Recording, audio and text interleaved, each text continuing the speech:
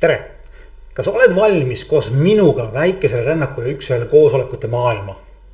Tõesti, paljud juhid arvavad, et need kohtumised on aja raiskamine ja pigem tüütu formaalsus.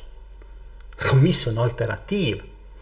Kui sa jätad need kohtumised vahele või korralda neid, kuidas sa muidu katad 7 olulist tegurit, mida üks-ühele koosolekud katavad ja mis on efektiivse juhtimise jaoks kriitilise tähtsusega?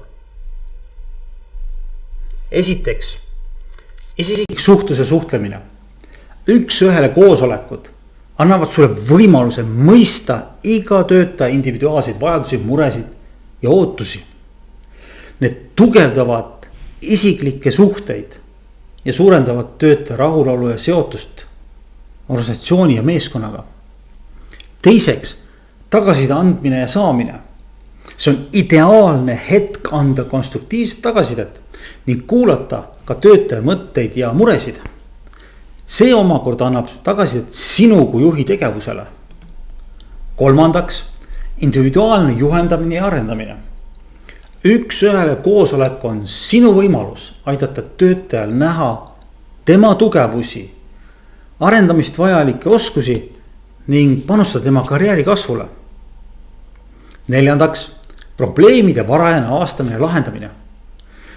Just nendel kohtumistel võib saada juht viiteid probleemidele, mida grupis kõvasti ei räägita.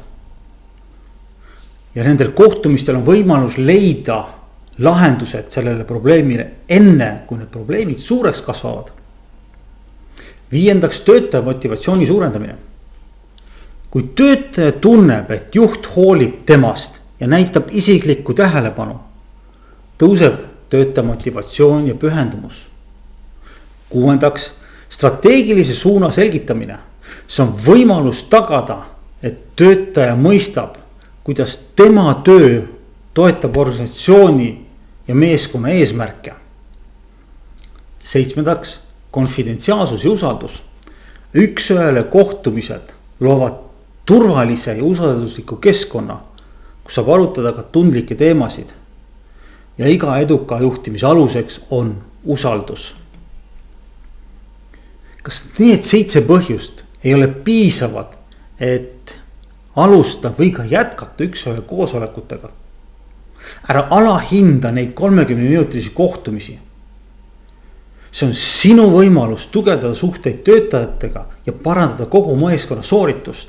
Meeskonna jaoks on need kriitilise tähtsusega. Kui sa tahad teada, kuidas neid koosolekuid veelgi tulemuslikult läbi viia või kuidas nendega edukalt alustada, siis jälgi minu järgmisi videosid, kus jagan konkreetseid näpunäiteid ja tehnikaid. Kohtumiseni peagi.